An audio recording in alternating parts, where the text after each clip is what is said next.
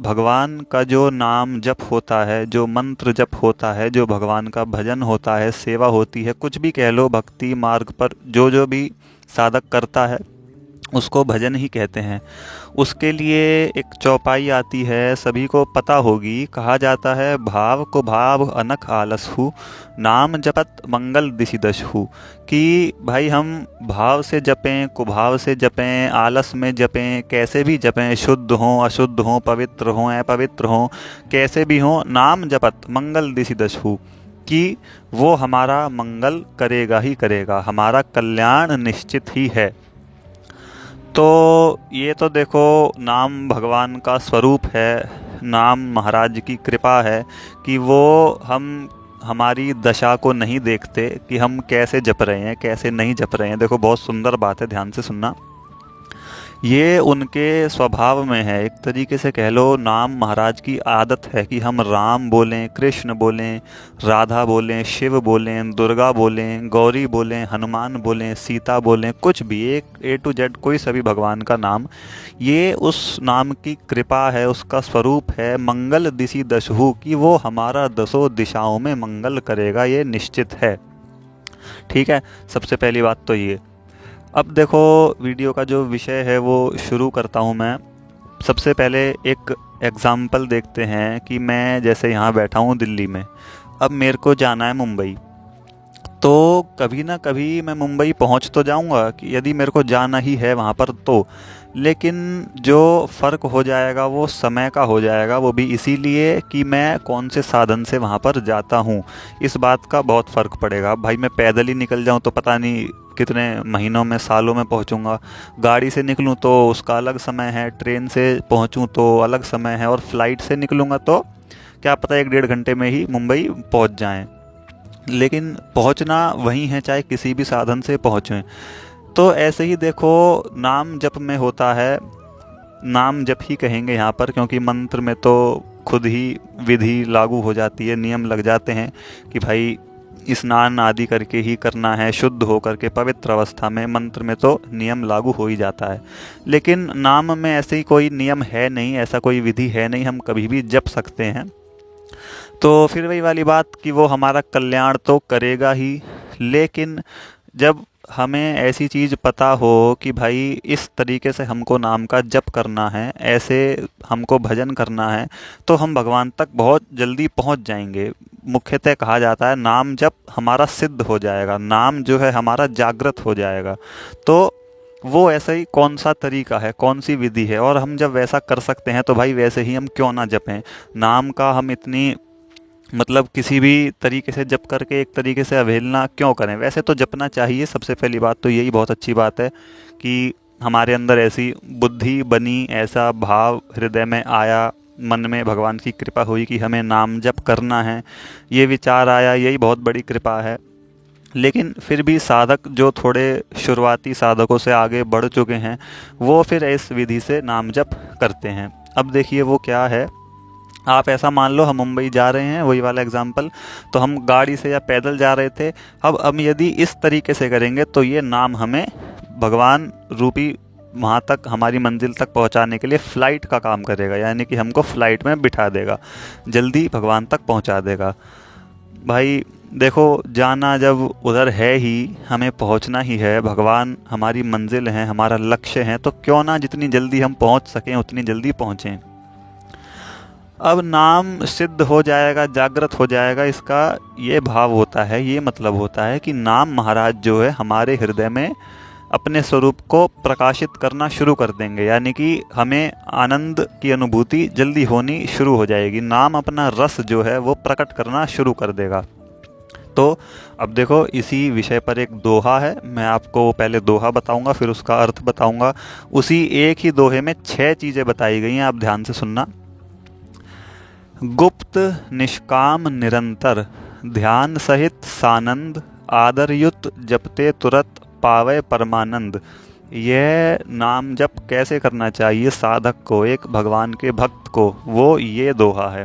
अब देखिए इसमें क्या क्या आया है, 6 चीज़ें आई हैं, मैं आपको बताता हूँ, ध्यान से सुनना। सबसे पहली बात गुप्त, कि भाई हमारा जो भगवान का नाम जप है वो गुप्त होना चाहिए, वो एकांतिक होना चाहिए, भक्त और भगवान के बीच में ही होना चाहिए।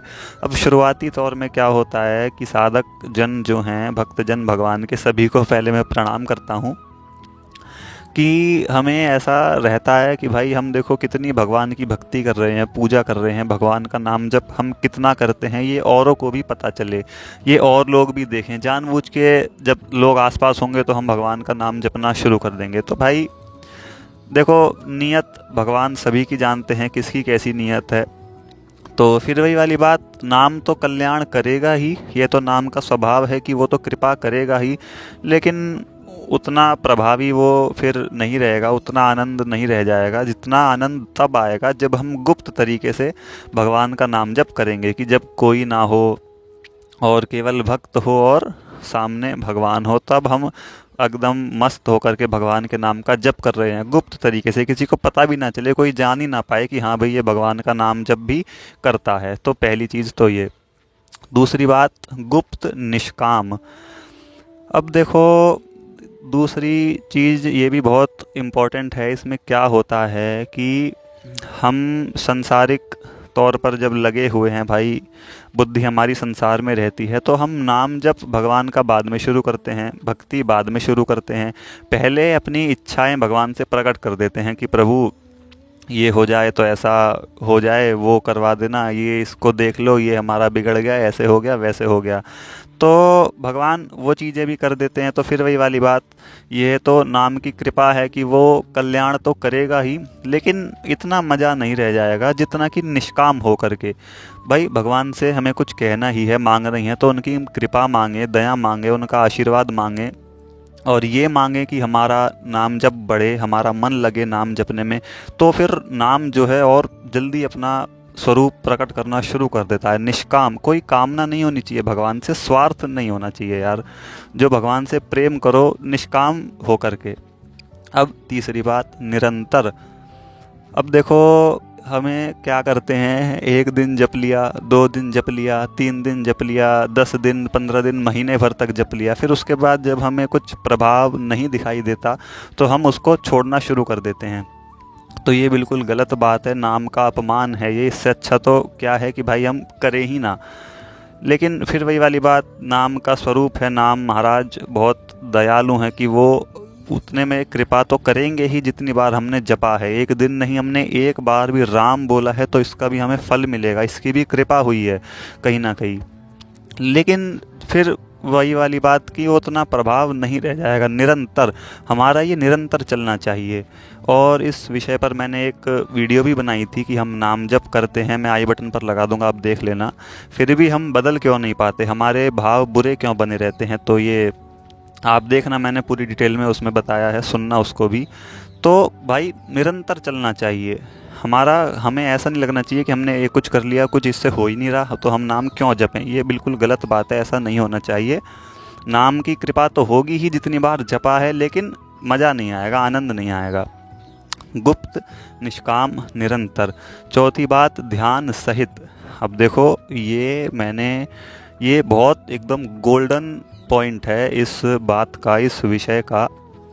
ध्यान सहित बहुत बड़ी बात है ये, क्योंकि ध्यान, ये मैंने बहुत जगह पढ़ा है, बहुत जगह सुना है। इससे नाम जो है बहुत जल्दी सिद्ध हो जाता है, बहुत जल्दी जागृत हो जाता है, बहुत जल्दी साधक जो है भगवान तक पहुंच जाता है।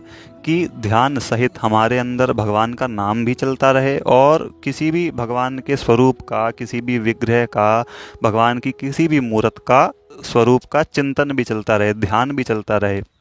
भाई पूरी स्वरूप का नहीं तो केवल चरण कमलों का, भगवान के चरणों का नहीं तो मुखमंडल का, किसी भी चीज़ का, भगवान के कोई से भी स्वरूप का ध्यान भी हमारे मन में चलता रहे और नाम भी चलता रहे। तो इससे बहुत जल्दी नाम सिद्ध हो जाता है, बहुत जल्दी जो है साधक को अपने आगे बढ़ जाता है, मतलब इस मार्ग में बहुत जल्दी भगवान तक पहुंचता है।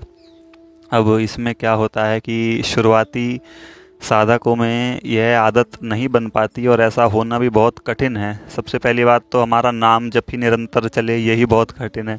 उसके बाद भगवान का ध्यान भी बनता रहे, ये उससे भी ज़्यादा। और आगे की बात है।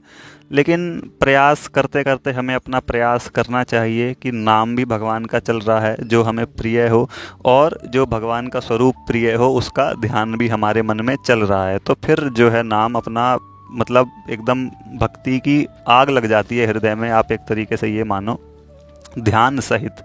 पांचवा पॉइंट है सानंद, कि आनंद के साथ जपना है। ऐसे नहीं किसी ने बोल दिया कि भाई तो नाम जप, तो ऐसे यूं अपना उल्टे मन से, उदास मन से, उबे हुए मन से भगवान का नाम जप कर रहे हैं, तो फिर वही वाली बात, नाम जो है कृपा तो करेंगे ही लेकिन उतना आनंद नहीं रह पाएगा। तो हमारा कर्तव्य क्या है कि हम भगवान के नाम का जप करें तो पूरे आनंद के साथ करें। छठा पॉइंट, ये पहली लाइन हो गई दोहे की, गुप्त निष्काम निरंतर ध्यान सहित सानंद आदर युत जपते तुरत पावे परमानंद। छठा पॉइंट है आदर युत, आदर सम्मान के साथ। अब देखो भाई, आप इमेजिन करो कि हमारे सामने स्वयं साक्षात श्री भगवान आ जाएं, तो क्या हम नेत्रों से, कानों से, वाणी से कोई ऐसे अपमानजनित चीज़ करेंगे, कोई उनकी अवहेलना करेंगे? हम नहीं करेंगे। तो नाम जो है भगवान का, वो भगवान का स्वरूप ही है, साक्षात भगवान का स्वरूप ही है। तो ऐसे नहीं करना चाहिए कि हम यूं ही उल्टे सीधे मन से, किसी ने बोल दिया जपो तो जप रहे हैं, वो पूरे आदर सम्मान के साथ, एकदम पूरे प्रणाम भाव के साथ कि हाँ ये भगवान है, भगवान का नाम नहीं है, ये स्वयं भगवान ही है, उस भाव के साथ हम नाम को जपें। जपते तुरंत पावे परमानंद, जो अपने भजन में ये 6 चीज़ें कर लेता है वो तुरंत उसको आनंद मिलना शुरू हो जाता है।